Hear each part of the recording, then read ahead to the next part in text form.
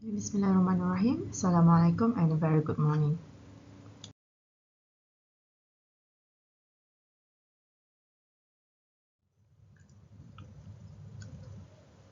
Okay, so as it names, the power divider, it will divide power. Okay, the power, when the power must be split among multiple transistors in an amplifier, the amplifier, the antennas, or any other scenarios, so the power divider is the solution, okay, or the suitable devices to be used. So the power divider splits an input signal into two or more outputs that usually, but not always, equal in amplitude and phase. And a good power divider have the greatest port-to-port isolation. Isolation meaning that one port will not disturb the other port. Okay, for example, if the transmission is from port 1 to port 2, so there will be no signal traveling from port 2 to port 3. And a good power divider is also having lowest insertion loss and voltage standing wave ratio, VSW, lower insertion loss and also VSWR, and least amplitude and phase imbalance over the entire frequency range of the device. Right, so the right hand figure shows how the simple power divider looks like. For example, this is three-port network. So the first port is the input port, and the port 2 and port 3 is are the output port. So input signal is divided into two or more output signals of lesser power. Okay, so for example, the input power is P1 or P in, so it will divide equally to port 2 and also port 3. Okay, so sometimes they could be imbalanced power divisions in which port 2 may be given higher power if compared to the port 3, depending on the system requirement. Okay, in normal practice, so P2 and P3 will be having equal power division, which is usually half of the input power. Okay, this is also known as 3dB power divider, in which half of the power is delivered to the output port. And the other term is the power combiner. So when two or more input signals combines at the output port. Okay, so you have separate input signal at port 1 and port 2, and these two signals will be combined and transmitted via a single transmission line. Okay, so in between these two ports there are resistor, okay, which be included to improve the isolation, to make sure that there's no signal traveling in between the adjacent ports. Okay, these are three main types of power divider. The first one is the simplest one, the T-junction. Right, so this is the simplest type of power divider in the shape of T, representing three transmission lines connected at a single point. Right, three transmission lines, 1, 2, and 3, connected at one point, and this power divider will divide the supplied input signal into two outputs that are equal in amplitude and phase. Okay, but sometimes the power may not be divided equally into port 2 and port 3, depending on the ratio or the requirement of the system. Right, the second one is the resistive power divider. It's more or less the same as the T-junction, but it is an improved version of the T-junction power divider, in which there are three resistors, okay, 1, 2, and 3, being included at each transmission line in order to improve the isolation. Okay, so it's simple. The design is simple but lossy due to the inclusion of the resistors. Okay, because there's usually power loss across the resistors as the resistors absorb power. So this will provide to higher insertion loss as well. And one of the disadvantages of resistive power divider,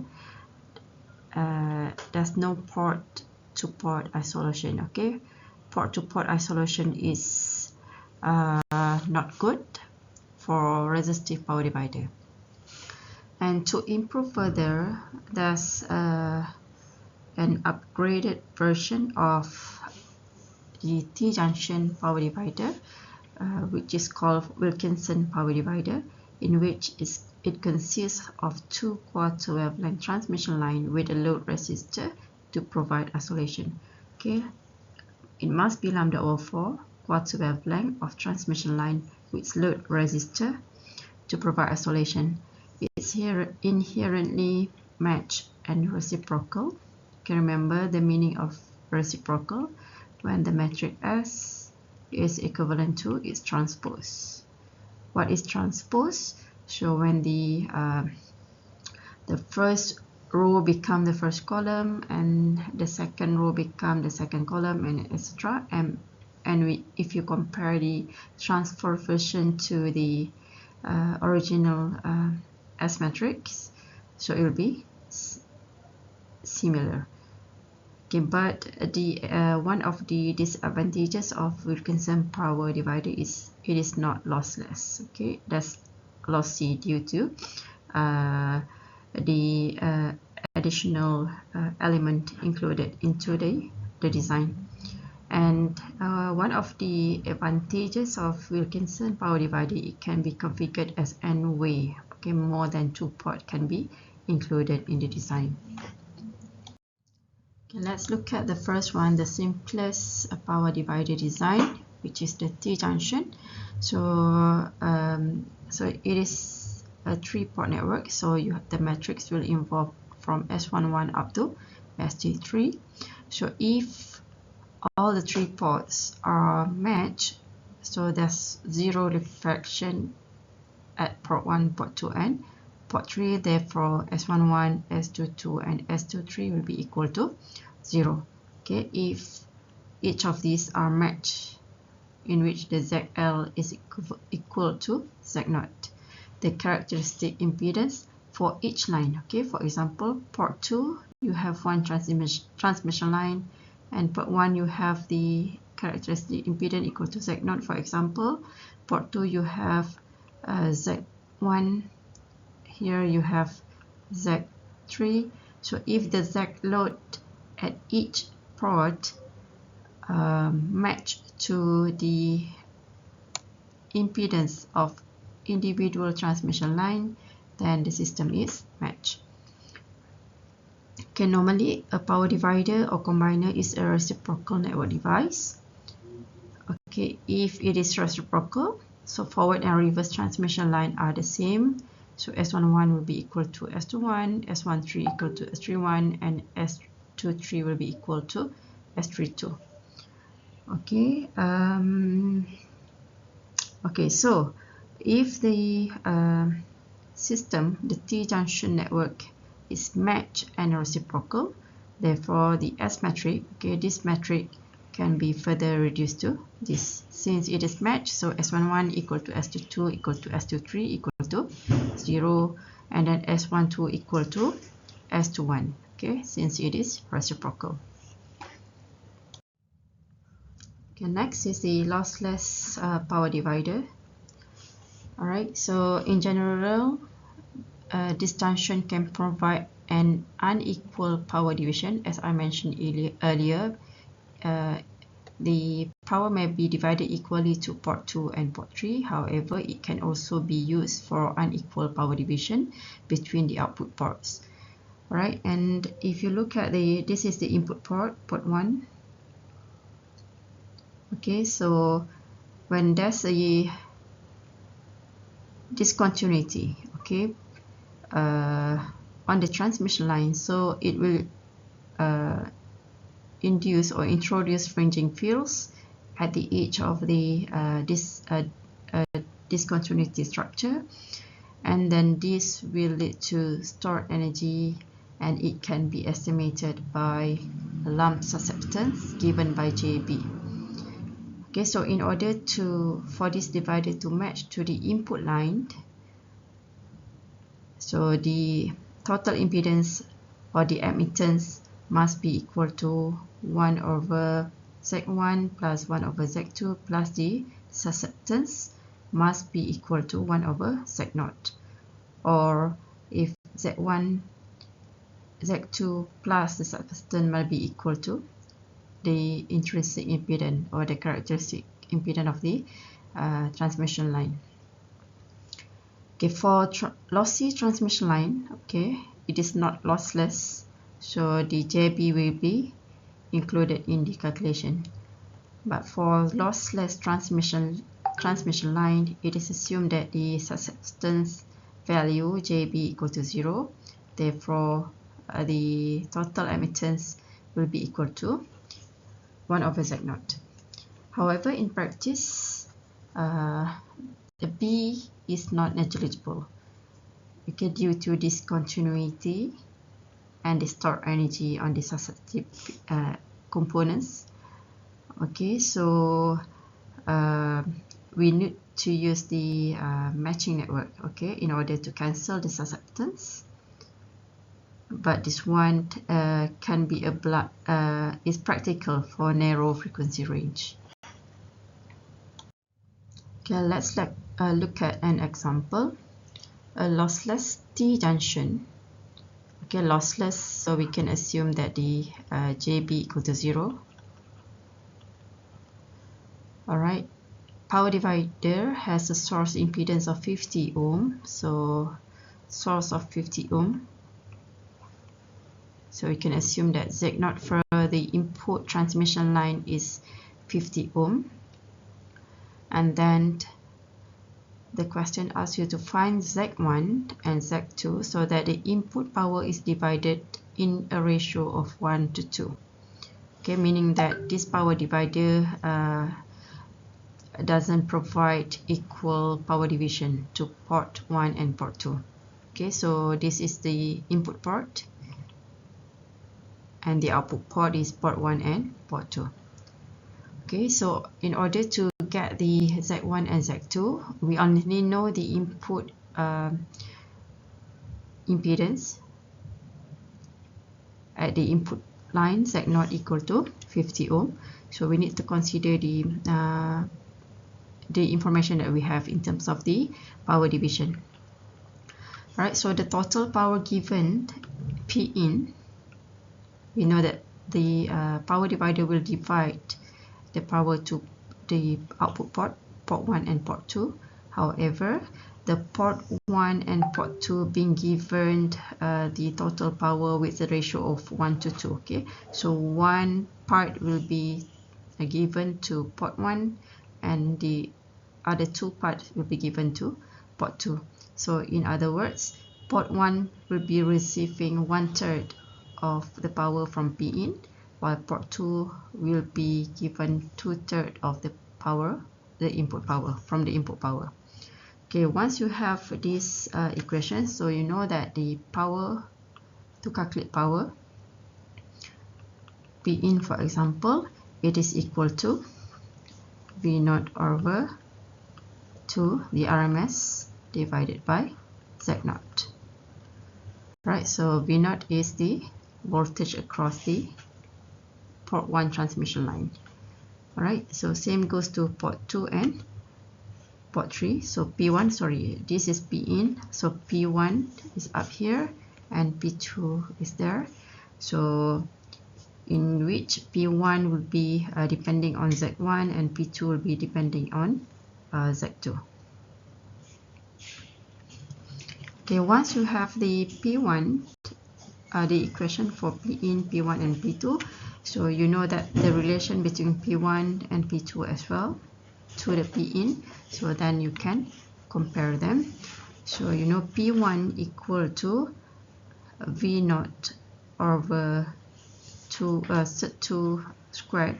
So this is VRMS for port 1. So port 1, this is the supply voltage to port 1. So V naught over 2 squared over its impedance Z1, which is equal to 1/3 for P1. Port 1 receive 1/3 from P in. So 1/3, 1/3 of P in. So P in equal to V naught over Z2 squared over Z0. Therefore, your Z, so from here you can cancel out V naught, and then you can cancel this one. So you get Z1 equal to 3Z0, in which Z0 is equal to 50. So Z1 equal to 150 ohm. So same goes to P2, receive 2/3 from P in. So this is P2 equation, which is equal to 2/3 of P in. So you can simplify the equation. Okay, so P2 equal to 3Z0 over 2, which is equal to 75 ohm.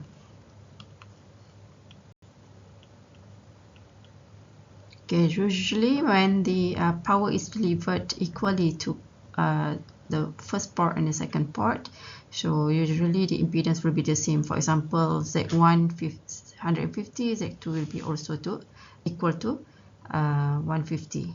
Okay, but if it is not equally divided, so you will see that the impedance will be in different values. Okay, next the question asks you on to determine the reflection coefficient for each port. Okay, so let's begin for port 1. So for port 1, so to get the reflection coefficient here, so you'll see looking in from port 1, so looking from port 1, what you will see here, what will be the Z load? It's basically, so Z0 here is 50 ohm. Okay, what you will see at this point, you'll see that Z1 is in parallel to Z2, in which 150 in parallel to 75. So from here, this is your ZL. Okay, so reflection coefficient equal to ZL minus Z0 divided by ZL plus Z0 as usual. Okay, so from there you can get 150 in parallel to 75 ohm equal to 50. So your ZL equal to, this is port 1, gamma 1. So ZL1, 50 ohm is the line impedance, right? So get the reflection coefficient. So ZL from the calculation equal to 50 ohm. So you get the gamma 1 or reflection coefficient at port 1 equal to 0, in which we can say that the port 1 or the transmission line 1 is in match condition. Okay, let's look at the port 2. Okay, view from port 2. So from port 2 is there. Okay, from port 2, so you'll see this gamma 2. So the line impedance for port 2 is Z1 equal to 150 ohm. So what will be the ZL at this point is Z0 in parallel to Z2. Okay, 50 in parallel to 75. So to get the gamma 2, Okay, the ZL minus the Z1, the line impedance, divided by ZL plus Z1. So ZL, in which 50, in this case 50 in parallel to Z2 is 75, so you get 30 ohm. So then calculate your gamma 2 or reflection coefficient at port 2. It is equal to 2/3. Okay, so it is not matched. Okay, if it is matched, so the ZL, the load impedance at this point, must be equal to 150 ohm, the individual transmission line. Okay, the internal or characteristic impedance of that particular lines. Right, next for port 3. Okay, let's look at port 3. Okay, look at here. So from port 3, gamma 3, so what will be your ZL? So Z, the impedance equal to 75 ohm, the characteristic impedance of this line, of the third transmission line. So the ZL for this one, looking at this point, so will be Z1 in parallel to Z0. Okay, Z0 in parallel to Z1. So 50 in parallel to 150. Okay, so Z0 is 50, Z1 is 150, so you get 37.5, then get your gamma 3 equal to minus 1.3. Again, it is not matched.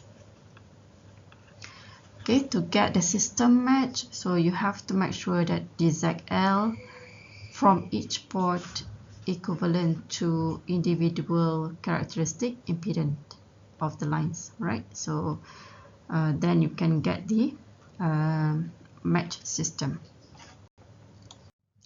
Okay, next, in order to improve further the T-junction, so because it is difficult to get the 3 ports matched simultaneously, so the resistive divider is introduced.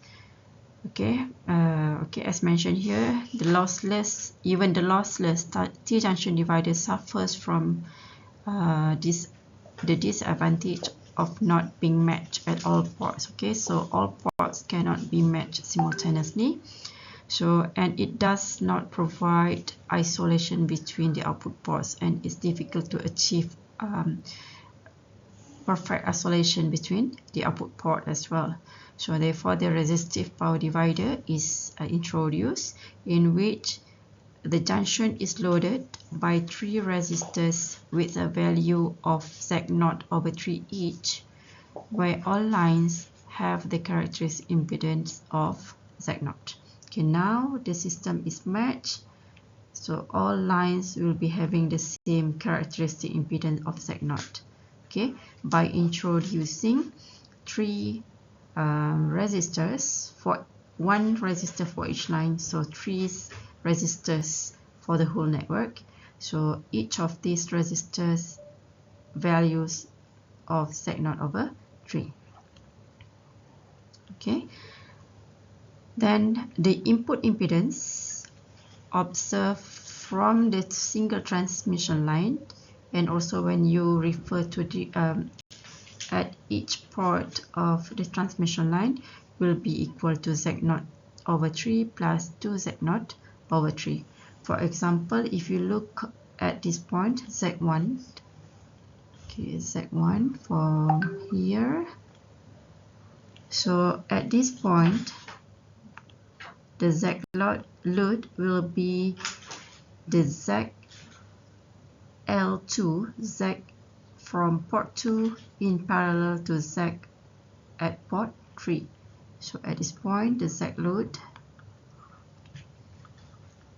will be equal to the Z from port 2 in parallel to Z from port 3. Okay, so here is Z0/3. So the Z in will be equal to Z0 over 3 plus the ZL. Okay, so what is your ZL? So ZL from port 2 is this one plus Z0. Okay, Z0 over 3 plus Z0. Same goes to port 3.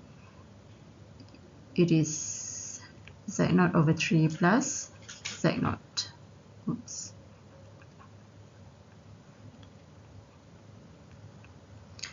So in which you can say at this point is the 4Z0 over 3 in parallel, in which it is equal to 2Z0 over 3. So that's why the Z in here is equal to Z0 over 3 plus 2Z0 over 3, which is equal to Z0. So the system is matched. Alright, so the impedance Z at this point, as I mentioned, is equal to ZL here. So Z2 in parallel to Z3 equal to 4Z0 over 3. So the system is reciprocal. When you look at this point, Z2 for example, so it is Z0 over 3 plus the Z over here. So in this case, the ZL from port 1 plus the ZL from port 3, which will be which yield the same value because all parameters are having the same values. So the resistive power divider can be matched at all ports, but even though it is not lossless, isolation still a problem for a resistive power divider. However, it improves the condition of T-junction, which all ports cannot be matched simultaneously. Okay, we have seen that the impedance for each ports of resistive power divider are equal to Z0, and all ports or all transmission line are in match condition. So let's look at how much power is delivered from the input point to the output port 1 and port 2. Okay, so the P in, so we know that we assume that the V at this point, at this junction is V. So the input voltage is V1.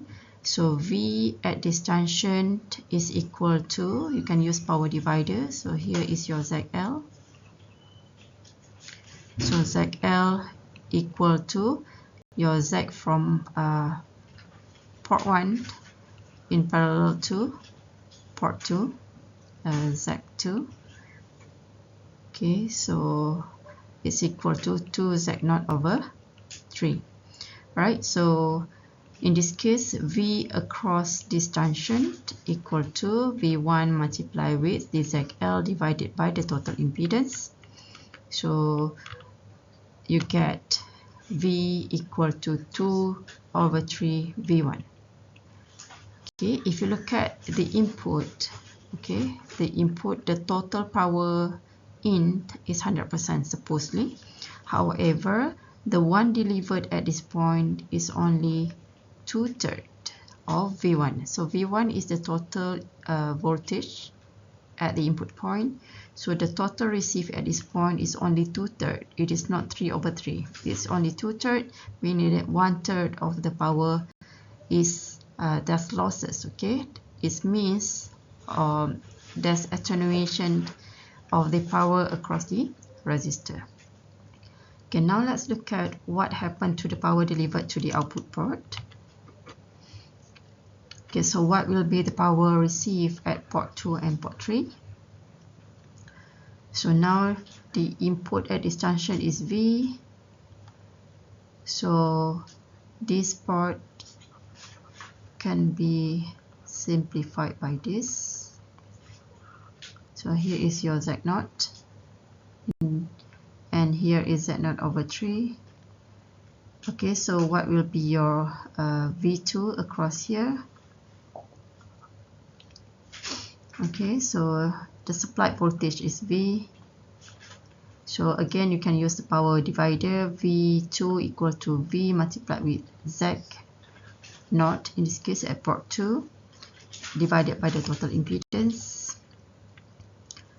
Okay, so what is V?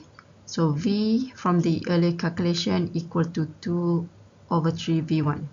Okay, therefore the V2 is equal to half V1. Okay, so from 2/3 at this point,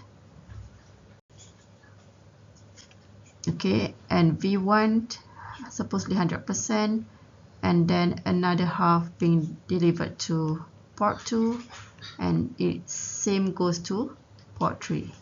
Okay, because both having the same total impedance. Okay, so that the power is divided equally to both port 2 and port 3.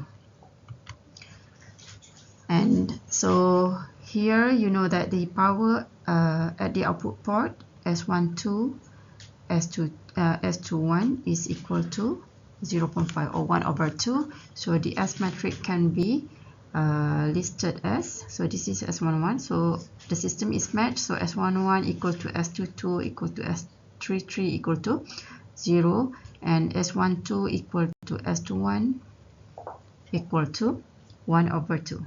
Okay, because the system is reciprocal. So the metric can be further simplified to this. Okay, let's look at in terms of the power delivered. Okay, so the power input at the input point supposedly P equal to V, in this case V1 squared, sorry, V1 over 2 RMS divided by the impedance of the lines. Alright, so we can call this as P in or P1. So what happened to P2 and P3? So P2 and P3 receive half of V1. Okay, half of V1. So how much power is received is only 1/4 of the power being delivered to port 2 and port 3. So the total loss at port 2 and port 3 equal to half. Okay, so half power, only half of the power supplied, and half of it being dissipated or lost by through the resistors, right? So the system require higher input power to ensure that higher power can be delivered to the output due to the losses within the resistor itself. Alright, so we have seen that there's shortcoming or there's disadvantages of the T-junction and also resistive power divider. So for lossless two-way divider, first for T-junction it cannot be matched simultaneously. If you use the resistive power divider, it can provide good matching for all ports. However, it provides poor isolation and also significant power loss within the transmission line itself. Right, therefore, to improve further, there's an improved version of the power divider introduced into the system, which is known as Wilkinson power divider. Okay, so I'll discuss this in the next lecture.